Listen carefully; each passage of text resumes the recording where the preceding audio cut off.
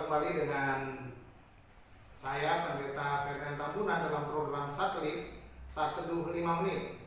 Saudara-saudara, mari kita bersama-sama siapkan hati kita untuk membaca dan merenungkan firman Tuhan. Kita berdoa.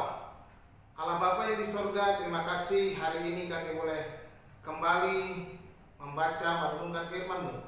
Terangi hati kami penuhi dengan Roh-Mu yang kudus, agar kami dapat mengerti dan dapat melakukan kebenaran-kebenaran yang kami pelajari. Terima kasih Bapa. Berfirmanlah, kami siap mendengar. Di dalam nama Tuhan Yesus kami berdoa. Amin. Saudara-saudara, hari ini bagian yang ketujuh kita belajar tentang pencobaan. Saya akan memberi judul renungan kita berjaga-jaga dan sadar.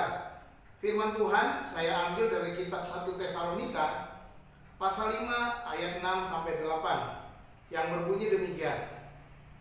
Sebab itu baiklah jangan kita tidur seperti orang-orang lain, tetapi berjaga-jaga dan sadar. Sebab mereka yang tidur waktu malam, dan mereka yang mabuk waktu malam. Tetapi kita yang adalah orang-orang siang, baiklah kita sadar, berbaju zirakan iman dan kasih, dan berketopongkan pengharapan keselamatan. Demikian firman-Nya. Gereja di Tesalonika diingatkan oleh Rasul Paulus bagaimana sikapnya dalam menghadapi akhir zaman, di mana Rasul Paulus berkata hari Tuhan datang seperti pencuri pada malam di dalam ayat yang kedua.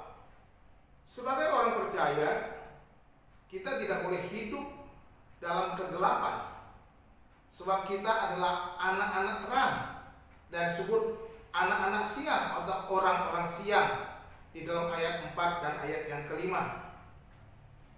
Firman Tuhan mengingatkan kita agar kita jangan tidur, tetapi berjaga-jaga dan sadar. Kata berjaga-jaga di sini berasal dari kata Gregoreo, yang artinya wake, be watchful, vigilant, atau artinya bangun, memperhatikan dengan baik, atau waspada, atau siaga, vigilant.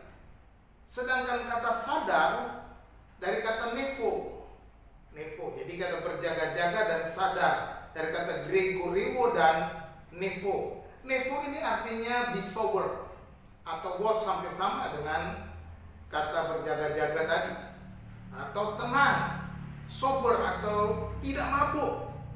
Watch, memperhatikan, menjaga, melihat, berjaga-jaga.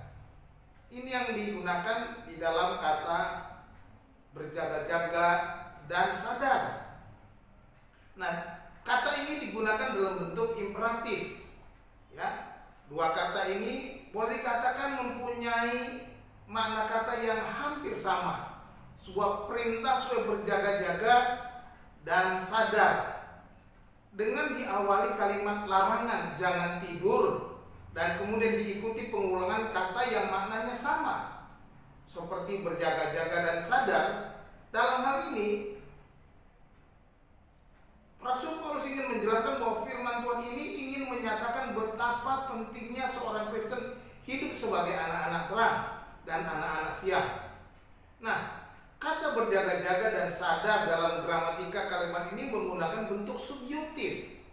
Nah, yang berarti menunjuk kepada pribadi atau orang-orang, yaitu orang, baiklah kita menjadi orang yang berjaga-jaga dan orang yang sadar. Ini maksudnya. Jadilah orang-orang yang berjaga-jaga atau orang yang sadar dengan kata subjuntif ini. Nah, akhir zaman sudah dekat, diperingatkan oleh firman Tuhan. Pencobaan pun semakin berat. Jangan lagi kita hidup dengan cara-cara duniawi. Jika kita lengah dan terlena, kita akan jatuh dalam berbagai-bagai pencobaan. Anak-anak kegelapan tidak pernah peduli dengan akhir zaman, sehingga mereka tidur dan mabuk pada waktu malam, seperti dikatakan dalam ayat yang ke-7. Tetapi kita seharusnya hidup dengan berjaga-jaga dan sadar sebagaimana dikatakan di dalam ayat ke-8. Tetapi kita yang adalah orang-orang siang, baiklah kita sadar, berbaju zirahkan iman dan kasih, dan berketopongkan pengharapan keselamatan. Saudara-saudara dikasih Tuhan, pencobaan akan datang silih berganti.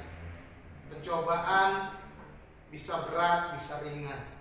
Tetapi saudaraku, baiklah kita selalu berjaga-jaga dan sadar. Baiklah menjadi orang-orang yang sadar, berjaga-jaga setiap waktu. Jangan lengah, jangan terlena dengan kehidupan dunia ini. Kiranya Tuhan Yesus memberkati kita. Salam.